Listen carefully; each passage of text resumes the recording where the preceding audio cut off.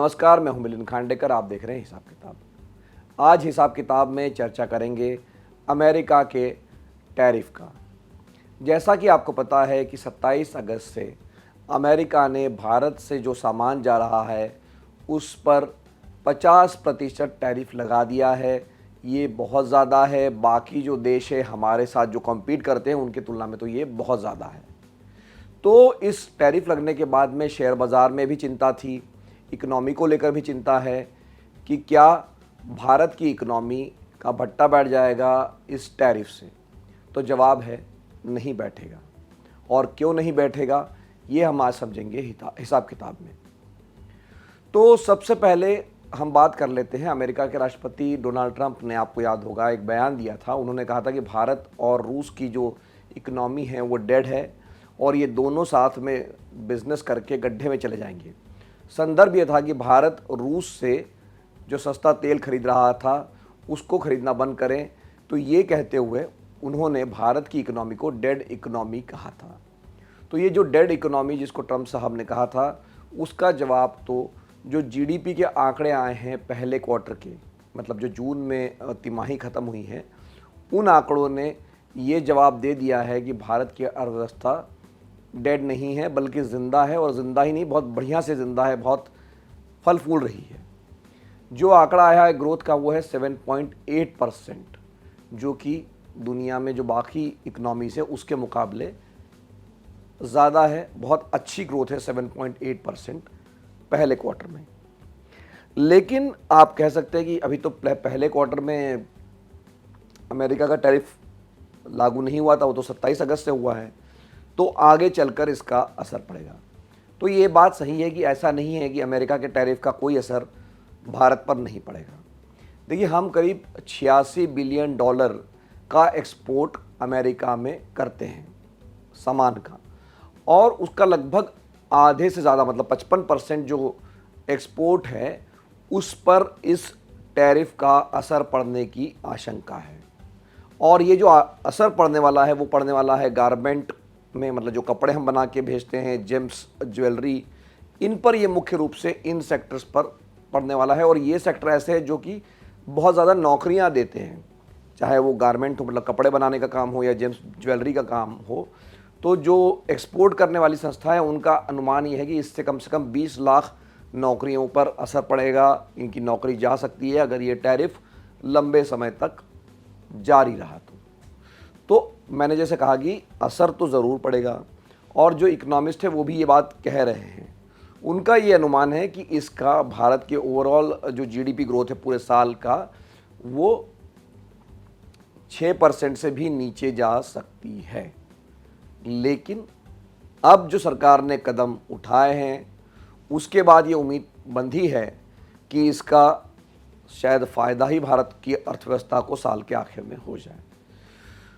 State bank of India की research report ये कहती है कि जो ट्रंप का टैरिफ है, मतलब जो टैरिफ भारत पर लगा है, उससे हमारा जो जीडीपी ग्रोथ पर नेगेटिव असर पड़ेगा, मतलब जो घट जाएगा वो करीब 0.6% घट सकती है भारत की जीडीपी ग्रोथ। लेकिन बात यहाँ नहीं ख़त्म होती है। भारत सरकार ने 2 कदम उठाए हैं।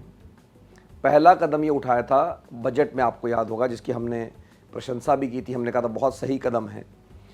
वो था कि 12 लाख तक की जो आमदनी को इनकम टैक्स से मुक्त कर दिया है, फ्री कर दिया है। तो एसबीआई की रिसर्च रिपोर्ट ये कहती है कि ये जो कदम है इससे कम 1% जो है जीडीपी की ग्रोथ होगी, क्योंकि लोगों के हाथ में पैसे आएंगे, वो पैसे खर्च करेंगे और इसका फ़ायदा अर्थव्यवस्था को होगा। यहाँ ये ध्यान रखिए कि जो हमारी जीडीपी है उसका लगभग 61%, मतलब अगर हमारी जीडीपी का आकार करीब 100 रुपया हुआ तो 60-61 रुपया जो आता है वो सर्विसेज से आता है। तो सर्विसेज मतलब जो ज़्यादातर जो आपकी कंजम्पशन होता है वहाँ से ये आता है। तो कहने का आशय ये है कि एक तो इनकम टैक्स का जो अप्रैल से सरकार ने फ़ायदा दिया है उससे लोगों के हाथ में पैसे आए हैं, वो खर्चा करेंगे, ये एक पहला फ़ायदा।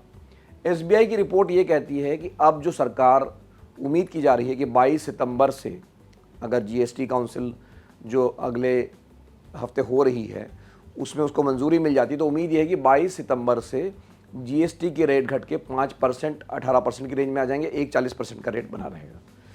तो इससे बहुत सारा सामान सर्विसेज सस्ती होने की उम्मीद है।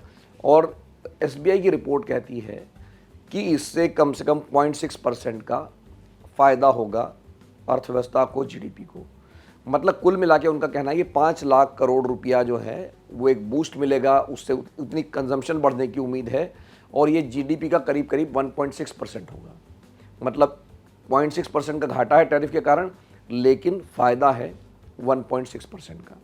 तो हो सकता है कि थोड़ा ये बहुत मैं कहूँगा ऑप्टिमिस्टिक एक रिपोर्ट है भारत को लेकर, लेकिन अब सब लोग ये मानते हैं कि ये जो जीएसटी रिफॉर्म होने जा रहे हैं उससे खपत बढ़ेगी, लोगों के हाथ में पैसे आएंगे, तो इससे जो टैरिफ का असर है वो कुछ 0.2% तक रह जाएगा।